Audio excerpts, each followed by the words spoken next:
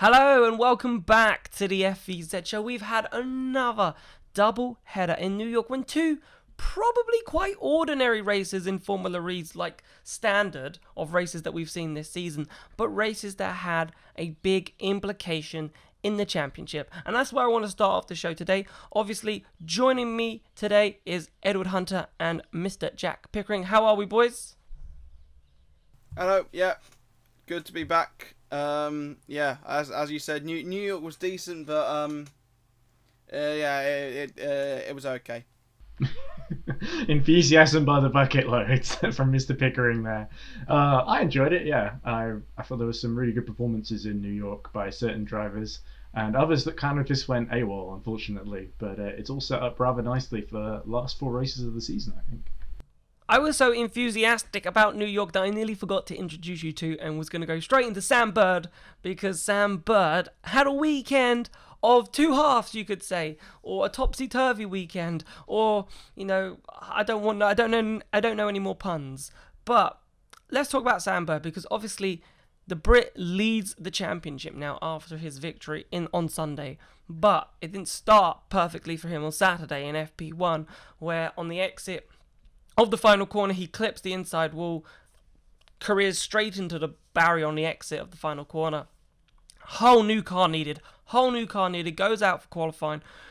He says, I can't qualify this car. Thankfully got that red flag because of the issue that was from him trying to get out of the way with Oliver Rowland, which caused that red flag, which we can maybe discuss now quickly. And then went on to do another lap in qualifying and was able to actually get a decent result in qualifying, considering that he was going to be at the back of the grid if the first one stood. But Ed, I'll come to you first. Sam Bird, let's talk about that crash. Let's talk about qualifying. The team obviously getting it ready to go. I'm sure Sam Bird at that point didn't think he'd be leading the championship come, Saturday lunchtime. Yeah, you saw the pictures of him with his head in his hands, sort of thinking, what have I done? I think it's the exact same corner where Alex Lynn crashed when he was Sam Bird's teammate some years ago, back in the fourth season. We went to New York.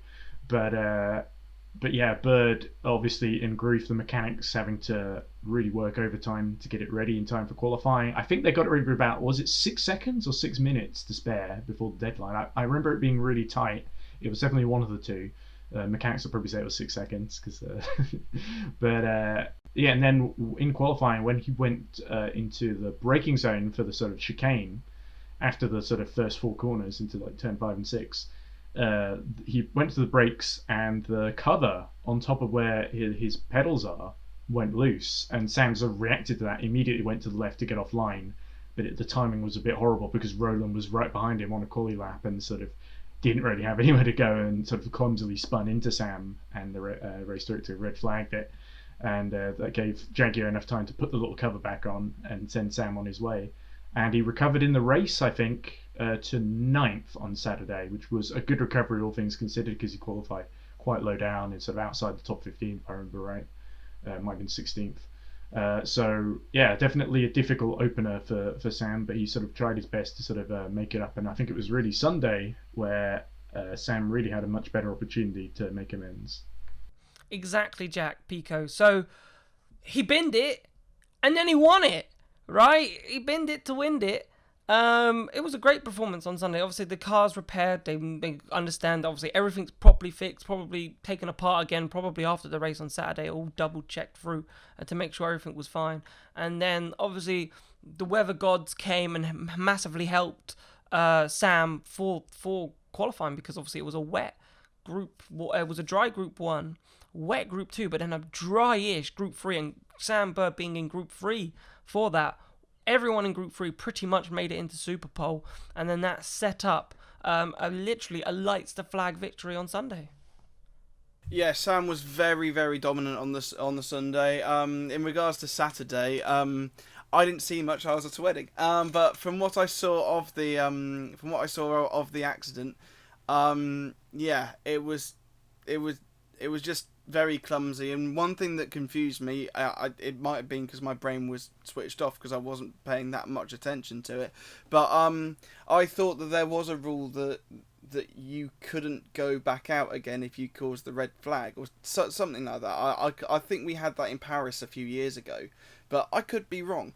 But yes, on the Sunday it was just set up perfectly for him, and yeah, and now he's gone from I think he was 13th in the championship going into free practice 3, and he now leads the championship by I want 3 points, or is it 5 points? It's something like that, but it's 5. Yeah, 5. Okay. and Brian, so I think a level. Yeah, for some reason I thought someone was on 78, but yeah. So Sam's 81. He's got people 5 points behind, and we went into the weekend going, Edo Mortara, he's not going to do anything this weekend, and that was more or less right. But that points lead diminished after race 1 because Freins automatically went to tie with him and then lost it. I think he's now down to 4th in the championship, but it's just showing how competitive this season is. It really is the luck of the draw, some may say. Can I just correct you very quickly there, Pico? Because you said Sam Bird was 81. That's 81 points, not Sam Bird is an octogenarian. Just in case our audience was confused by that. But yeah, no, you're right. Like he did. It was a dominant victory for Sam, and I remember the talk about Edward and Mortara being 10 points clear, and people saying that already with 6 races to go, that it's going to be really hard to catch that, really hard. I'm calling out Dario there, and I'm just like, after race 1, it's gone. Like, and that's just Formula E. It's just Formula E, and that's what I want to talk about next is, who is going to win this championship? Now, I know that's crazy. Like, we've got 4 races left, and you're probably thinking, oh, God, here we go again. But what does Formula E want?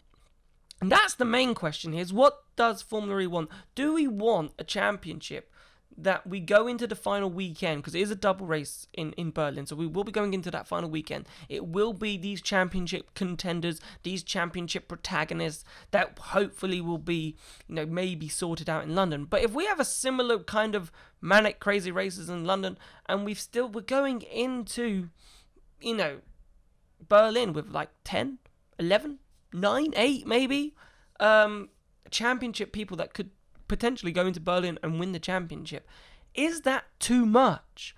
Do we need in London a sort of 2 races which finally gives us about 5 or 6? I don't think we'd get 2 or 4, like 4 drivers really, or between 2 to 4. I don't think that will happen. But how many is too much? How many is too much? We're going into final weekend, anyone can win it. Is that a spectacle people want to watch? Or do we want London to really give us a story, Ed? In terms of, we're going into Berlin, we know it's down to 5 drivers. These 5 drivers are the people that are going to win it. Because, I don't know, with 10 people, it's like, what's the point? Can you do a championship lead up with 10 people fighting for a championship? You can. It just means that the pre-race feature has probably got to be slightly longer for Formula E when they sort of preview all the title contenders going into Berlin. But yeah, I think in terms of it's a less clear narrative in terms of when you do your little season review at the end of the season. You sort of say, oh, this was the moment where such and such won it. When you've got the top, I think most of everyone in the top 10 in the championship is separated by a very small number of points, like 10 or 11 or so, and all of them have had at least like 4 or 5 races where they've not scored any points at all. And it does mean it's hard to sort of build a narrative as the season goes on. But I ultimately feel like I don't care if there's like 16 drivers in with a chance or just 2, as long as there's a close battle. And realistically, when we get to the very end, it's gonna at most be between 2 or 3 in the final race in Berlin. I think you might have like maybe 6 or 7 or 8 in mathematical contention, but they might need certain things to happen ahead to sort of facilitate their taking the crown. But yeah, I can sympathise with the point of view of it's hard to say, oh, this driver was so much better than all the rest this season when they've had like 4 or 5 retirements. But in terms of the spectacle, in terms of it being completely unpredictable, I think I don't mind that. That's not such a big issue for me personally. But anyway, I imagine you guys have different thoughts. So, Pico, in Formula 1, right? I know I'm throwing the Formula 1 comparisons. I'm sorry, but Formula 1 it's very easy to find a narrative in Formula One, right? You had your Hamilton and Rosberg, you had Hamilton versus no one, and now we've got Hamilton versus Verstappen, right? And now we're tuning in on a Sunday to watch Formula One, knowing that there's going to be a battle between Hamilton and Verstappen at the front and who's going to come out on top, right? That's gluing us. There's only two people. There's only four cars potentially, right, that are going to be fighting for a win or podiums. That doesn't seem to bother us at this precise moment. We're just really happy in terms of a motorsport side that we've got someone else from a different team fighting Hamilton. Is that something that Formula E needs, that narrative? Is that narrative something that's important, that will actually make people watch Formula E, make people tune into Formula E who are casual and give it a go because it's got that narrative? Or do you think the narrative of anyone can win this championship, come along to the crazy house and find out who's going to win it? Because that, with 10 drivers, is basically what's going to happen. It's just like a fun fair. Pick your lottery ticket, pick your winner, and we're going to roll a bingo wheel and decide who's going to win it. I mean, I know that there was. I'm pretty sure because we've had all this Euros hype. I remember someone saying that one semi-final was decided on a flip of a coin back in the 60s or something like that. But yeah, in regards to Formula One, I think the reason why we're so excited about this fight between Max Verstappen and Lewis Hamilton is because F1's been starved of this championship fight for the last few years, because it's always been the Mercedes team. The Mercedes had a 1 to 2 second advantage at the start of the hybrid era. Ferrari were able to close that down, but they weren't able to sustain the battle throughout the season, whereas Red Bull are looking like now that they are the quickest team. But that's F1. Formula E is different, and I think it's part of this that it always goes down to the final weekend, with the exception of last season, where I wouldn't say that it went down to the final weekend, because I think Da Costa won it on the Sunday and we had 2 races on the Wednesday and Thursday after. But the thing is, if you do think to F1, one of my favourite F1 seasons was 2010, where going into the final 2 races, we had 5 contenders, and going into the last race we had 4, and that was one of my favourite seasons of F1. And I love the fact that we go into each race knowing I don't know what's going to happen. It's fantastic. I love it. But I think there is a point where you do say that it is a bit too much. Honestly, I would love it if all the teams and all the drivers shared out the, because it would make it so unpredictable. But there is a point where you do think that you can't sustain this. And as every man and his dog who has spoken about Formula E has alluded to it, that it is this qualifying format that is basically creating this luck of the draw like thing, and it's just turning this championship upside down day in, day out. And I think genuinely going into the final 2 races in Berlin, we're going to have 12 or 13 competitors mathematically, and 6 or 7 that could genuinely win the championship.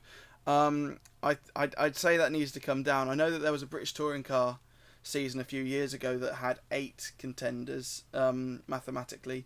I think 8 is the limit. I wouldn't want to see more than that, and so maybe we change the qualifying, but that's for a different conversation. But yeah, Formula E, I love that it's unpredictable, but I see that there is a limit. Is it a stagnation now? We've gone on, and I for one have gone on about the qualifying system, but Ed, is it like the Gen 2 regulations? I know we're going to be moving to Gen 3, but I feel where we are at the moment is an indictment on, or a good thing, sorry, on the teams and how much progress they've made with these Gen 2 regulations, that each car is very similar. Now, Formula E did have a narrative. Those first 3 seasons, it was Lucas Di Grassi versus Sebastian Buemi, right? We had narrative, but we went into that final weekend, especially in season 1 in London, with Nelson Piquet Jr. as an outsider, right? Thinking, Lucas Di Grassi and Lucas de Grassi and Sebastian Buemi were probably the favourites to go on and do it, like they were in Season 2, and like they were battling in Season 3. And then Nelson Piquet Jr. came out of the hat and did it. And obviously the qualifying system helped. Qualifying in London helped because it was raining in Season 1, where Lucas de Grassi was then sent to halfway back the field, and Piquet was at the front, and that allowed Piquet to get, a good strong foothold in that championship to win it. And then obviously he had a bad race on the Sunday, but had enough points behind with this famous old Salvador Duran incident to go past to claim the title. And so I'm thinking now, are we, Ed, at a point where with these Gen 2 regulations, and maybe a Gen 2 Evo could have maybe slightly have changed things? The teams are just too good with the Gen 2 regulations right now, and we need Gen 3. And does that mean that Formula E needs a little bit more progression? It needs a bit more technical challenge to it, because it is largely a spec series. And because all these teams are really clever, they're putting tons of money. For some of them, it's their main motorsport series. And they're putting all this money into it. Well, I say they're putting all this money into it. They're putting all this money that they can into it to invest in certain areas. And we're all getting very strong cars because of it that create this championship that's now overly competitive, you could say. So what you're saying is the teams are too good, effectively. I don't know. I don't think a Gen 2 Evo would have fixed the problem, because I think Nick de Vries was sort of echoing what you've been saying for much of the season, Jack, that he was saying that, some people think that the qualifying format makes it exciting, but de Vries was saying, I think it's artificial, basically. And of course, de Vries has been hampered by having to start low in the pack and just getting involved in what people just basically take him out, in his words. So I can understand that from point of view, that maybe there are some teams that would be further ahead on points if they weren't being hampered by qualifying. But in terms of the competitive order, with some of the lower teams still being able to take advantage of better quali slots despite being further down the pack. I think we're getting to the end of the rules cycle, and it's the same in Formula 1 as well. When you get to the end of the rules cycle, the teams further back start to catch up slowly but surely. We do know that for Gen 3 they are going to change the qualifying format, and it's something that the Formula League talked about a little bit in terms of that they want it to feel less like a lottery and more like the people at the top. There's a sort of the top teams are rewarded for their excellence rather than punished, essentially. So we'll have to see how that works. We have no idea what qualifying system they will put in its place, or if they're going to go back to a random system or whatever. But I don't think the Gen 2 Evo would have been the solution, because it was the quali format that's really causing some of the issues that you were mentioning there. So that's my thoughts. We're still blaming the qualifying system, is that what I'm saying? We're still blaming it, right? I know we don't like it, right? And I think it is causing that lottery, as we said, but I thought it was a valid point to maybe bring up that the teams are, moving forward and are getting better. And, these teams aren't Mickey Mouse teams. We've got Jaguar, Porsche, Mercedes. I know Audi and BMW are leaving, but they're not Mickey Mouse teams. They're manufacturers who are here for a reason. I know 2 of them are pulling out. But, with those teams, you're expecting those teams to produce a good car, to race on. And to create a competitive championship. So maybe it'll be interesting next season with BMW and Audi out of the picture to see what happens to the championship in terms of, does it become less competitive, or are we able to gain more of a narrative from it? But one team you mentioned there, Nick de Vries, we got to talk about Mercedes, because where have they been? I've got some numbers written down right here. So since round 5 in Valencia, right, they scored a total of 40 points. Obviously, Van Dorn, he won in Rome. De Vries won in Diriyah as well. But since round 5, since that day that they picked up 40 points as a collective between Van Dorn and De Vries, they have scored 8 points, right? They've had 4 non-score, and those 8 points came all in one race, right?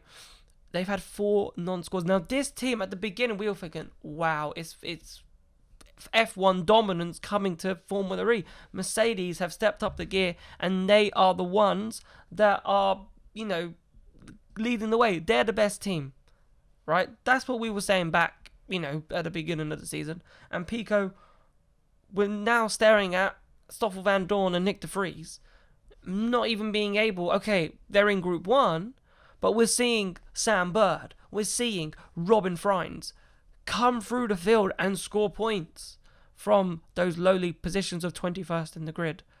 But the Mercedes aren't doing it. And we've got to ask ourselves a question. Why? Well, the Mercedes were never in Group 1 in New York. I'm not sure if they were in Puebla as well, but they have been in Group 2 for some time now, as far as my memory serves correctly. And Stoffel Van Dorn for the first race in London is going to be in Q3. So he is, for me, he is the one who has got to show the potential in London. In that first race in London, when he is in Group 3, he needs to show that he can be back up there near the top. Because to be 13th in the championship, I mean, as you said, we were expecting this to be, it was never going to be an F1 dominance, nothing like that whatsoever, but we still expected them to be there week in, week out, potentially have it as around the same pace as what, say, the Jaguars have had, or Jaguar should have been leading the championship by a long way had it not been for Mitch Evans touching the wall with a few laps to go in that second race. But with Mercedes, they've just kind of been nowhere really, even though that they've had the advantage of being not in Group 1. They haven't really shown that potential, and they desperately need it now, because we are at the business end of the season. It may not seem like it when you look at the standings in both championships, but we are getting towards the business end. We only have 2 meetings left of the season, and for Mercedes, a team that showed so much promise, they've been nowhere really. Ed, they were leading the championship for a long time. They're now 5th in the championship, in the team's championship. As I said, it can't all be qualified. I think Nick de Vries was in Q1 in New York, but Stoffel Van Dorn was in Group 2. But obviously, I think for the first race, but then they both mucked up, and I think they were both in Group 2 for the second race in New York. But as I said, this all can't be down to qualifying. We can't be sitting here and going qualifying, because we've seen Robin Frijns, who's been leading this championship, and has gone through the field. We saw Sam Bird, who had a horrible day and went through and scored points, but we're not seeing the Mercedes do this. Now, it was a car that, we go back to Diriyah, they were Rome, they were street circuits. We're on street circuits now in New York. We're going to a very weird street circuit in London, and then we're back to maybe a well-known track. Maybe Berlin, coming off the win that they had in the final 2 races, or the final race of the season. I think it was a 1-2 in Berlin in season 6. Maybe I think, okay, at least we got Berlin that maybe we can perform at. But you're going to London, which is an unknown, but it's a street track, which Mercedes, to be fair, looked like they were performing well at street tracks at the beginning of the season. So we can't say it's just a qualifying system. Where has the pace gone? Yeah, I agree that it isn't just the qualifying system that's to blame, although it certainly made it harder, and it gives de Vries sort of gives him a handy excuse that he can use to blame for some of his trouble. But to be fair, Ian James and the rest of the team did sort of admit that even though they hadn't quite done a good enough job to maximise it, they've had a couple of, I remember Monaco was a horrible weekend, but they've not really felt on song since Monaco, in my opinion. And I know they had a couple of reliability issues in the race itself. But it's interesting because I still think the Mercedes powertrain is quite quick. We've seen that from Mortara in the Venturi. He was, of course, leading the championship after Puebla and had 2 strong races there. Well, they had a bit of a tougher time in New York, a bit of a clumsy collision with Jake Dennis, of course.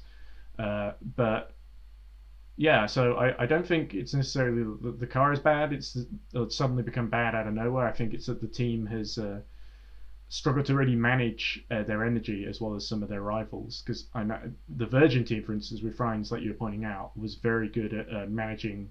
Frijns was very good at managing his energy in order to, and using attack mode, to be fair, to sort of make up places in the race from quite a lowly sort of qualifying position. Like I think Frijns was like near the very back of the grid for like the first race, and got up to quite high.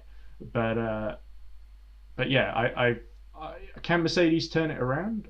I think they can. I think they can potentially get like maybe 1 or 2 podiums. Whether that will be enough to salvage their championship for them, I don't know. We're at a crucial time where they still haven't signed up to the Gen 3 rules, as well as lots of rumblings about Mercedes and their commitment in the background. We don't know exactly which way it's all going to go, although most of the rumours say Mercedes are just, they will eventually go around. They know what to expect in Gen 3, and they've been given a few details, so they will be brought around. But at the moment, there's still a bit of a question mark on that, publicly at least.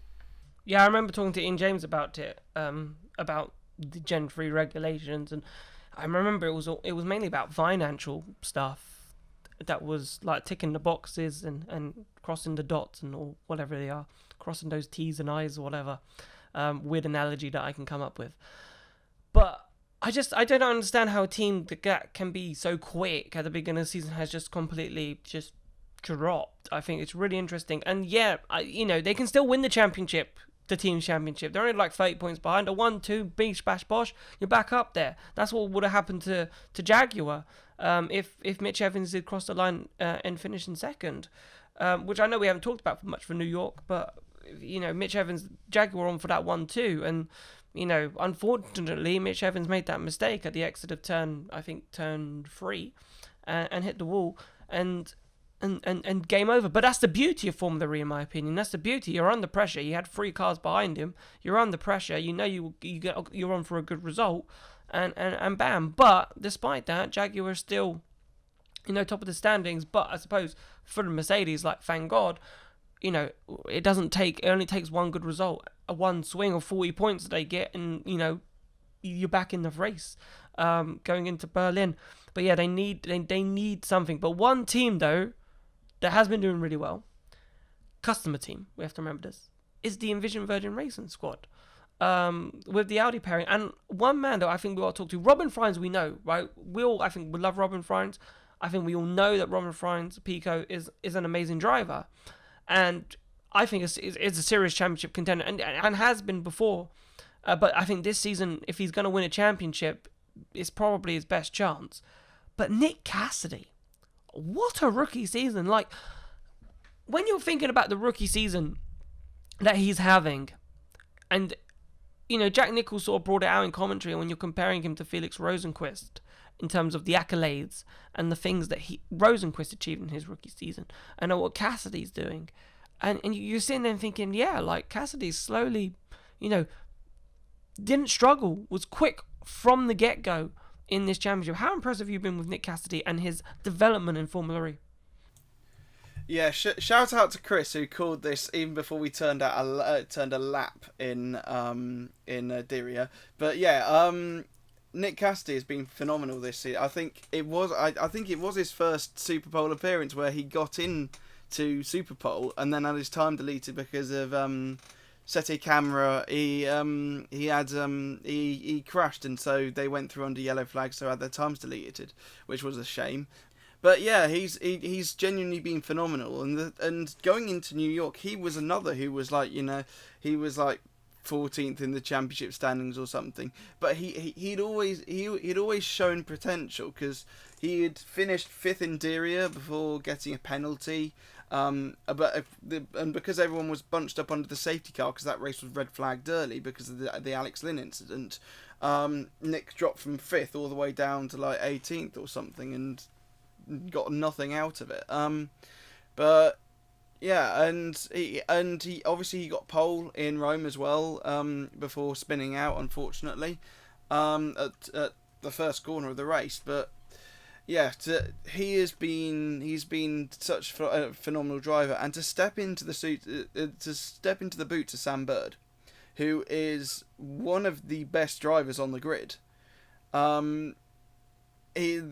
The pressure there, and for him to kind of, he's been toe to toe with Robin Frijns, I think. Did he go toe to toe in Diriyah or not? I'm not sure, but yeah, no, there was some, yeah, but yeah, he's been great this season, and so yeah, I think he could well be a rookie champion. Everyone was going on about Rene Rast potentially being a rookie champion, but the thing is, Nick Cassidy has been there, and yes, it will be a test in London. It will be his first time in Group 1, but yeah, it will be, yeah, he's been phenomenal, genuinely brilliant this season. And you have to remember he had that pole in Rome as well, and obviously he spun on the start, but he's picked up 2 poles this season, and a race win's coming, and he might peak at the right time, which could lead him for like a rookie champion, basically, which could happen. He's well within. He's only like 6 points off. He's a couple of points off. He's not far off at all. But moving on, because we're running out of time. So Ed, London, right? London is in a week's time. We don't really do previews. We're not going to do a preview. We're just going to talk the sort of the main talking points, because it is a week away and there's been some interesting developments. Obviously, from the UK side of things, it's going to be live on Channel 4, which is a nice surprise. I know Pico was a big advocate of the surprise for that. So if you're in the UK, you can watch the races live on Channel 4. You don't have to try and find a dodgy BBC Sport web link to watch the race. So, but the main change that's happened with London is that they've altered the Sector 2 and Sector 3. They've made it bigger braking points and tighter corners. And a lot of drivers, Ed, were complaining that it's going to be a snooze fest. It's not going to be, from obviously what they've done in simulators, it says, you know what, we're not going to have any problems with energy in this, so it's going to be a flat out race, because we'll just conserve and then we'll just get straight on the power, because, once we've done our conserve, we can run, which has caused the FIA to do something a bit surprising in dropping the amount of usable energy that we use from the battery from 52 kilowatts an hour to 48 kilowatts an hour to ensure that there is some energy conservation in the race. I just want to get your thoughts on that. Yeah, I think it's probably the right move. It's hard to compare because we didn't see any race for obvious reasons because of the pandemic. We didn't get to see a race at sort of what was originally going to be the layout, and they've had to change it in order to. I think the reason they made the braking zones a bit longer was to sort of try and improve overtaking chances. But obviously, some of the drivers didn't feel that would happen, and I think I forget who it was. It was one of the FIA people who was in charge of the decision in terms of energy. They're basically saying, well, some of the teams are telling us to drop it by like 48 kilowatt hours, and some people are saying no, it'll be fine. But we sort of, as a compromise, dropped it by like half of between the two extremes that they were sort of given advice to by the teams. So yeah, it should be get the balance just about right. We have seen even in places like New York, they were quite close on energy at the end, but it was just about right. Monaco as well, I think. So I mean, fingers crossed we do get an interesting race. But obviously we got the weird, unique indoor-outdoor kind of layout with loads of. I think there's like 5 different surface changes on the track. So and not just indoor and outdoor, but a few bits of different tarmac. There's a bit of a car park and the back of the XL that it goes through, and a couple of chicanes and a sort of S bend, or was it a Z bend that kind of doubles back on itself. Just at the north of the track. So I obviously, being a Brit, I'm excited about it. It's a little bit of a shame they won't be allowed to have fans in for, I assuming sort of COVID permit reasons, because about 85% of the spectating places were indoors, so they weren't able to find a way around that, unfortunately. They will have a few key workers there in the sort of outdoor grandstand, so that'll be at least good to see, given what XL was used for, of course, in the past year. But it should be really interesting, and I think with so many British drivers, there's every chance we could see the likes of Alex Sims, Roland, Lynn, or even maybe Oliver Turvey, fingers crossed, get a decent result. So yeah, I'm very excited, and I agree with you about. Well, you didn't make a statement either way about the changes, but I think they're a good thing. Yeah, because I was about to sit on the fence and go, Pico, is it right to change the goalpost just for one set of races? Yeah, I'm not sure about this one. I'm getting PTSD from Valencia. But yeah, obviously we all know what happened there. We don't speak of it ever again. But they changed the rules since then to prevent that late energy reduction. Yes, but still, I still don't think that it was. I never liked the idea of dropping the usable energy under safety car and so I think it was going to be clear as day that I wasn't going to like this rule change either. But yeah, it's happened now. But yeah, I like seeing them going flat out. And I remember back at the start of the F1 hybrid era when they were capped on and every man and his dog complained we want to see them push flat out and not conserve fuel all the time. And I think for me that's the same with energy. I would love for all of them just to go flat out all the time, but obviously I understand that it can't be done traditionally, but I think this would have, if the energy levels are what it's looking like for London, then it could have been an opportunity to have a flat out race, and it would have been fun to see something like that instead. But then I suppose, to play devil's advocate again, to myself, those in Group 1 might have been annoyed. I don't know how Group 1 is going to play out as a track in terms of, is it going to be much of a disadvantage or not? That's something we're going to find out. But if it is a flat out race and you're not energy conserving, then it's harder to overtake, which is true, which means it's harder for the Group 1 qualifiers to come from the back to the front, which is kind of what we want to see, because we want to see those championship contenders, fight for the race win, so we know who's going to be in this championship fight, which brings us back to the whole point of the beginning of the show, when we said who's going to win this championship, because if it was like that, then we probably would go into Berlin with 15 people, fighting for the championship, everybody on like the same points, and it would just be a free-for-all in Berlin. But boys, thank you so much for today's show. Oh, cheers, Jack. I think maybe 16 drivers tied on the same point is a bit, I think you're letting your imagination get a bit carried away with you, but I guess it could technically happen. Who knows? You have to. If you don't let your imagination get away from you, then you're not doing it right. Yeah, this is coming from the Lego Formula E guy, so I can't really lecture other people about imagination. 16 drivers on the same points, not going to happen. 16 drivers within a race, within the 30-point bracket of how you can get in front. I could genuinely see that happening when we head to Berlin. But yes, cheers. Who knows? We'll have to find out. That's the beauty of live sport. Thank you so much for watching the FEZ show. Please hit like and subscribe on the podcast apps, YouTube, wherever you're watching this. It all means appreciate. Drop a comment. We love comments of things that are obviously going well, but obviously we love things that are not going well as well and things we could improve on. But thank you so much for listening. We will see you after the London E-Prix. Goodbye.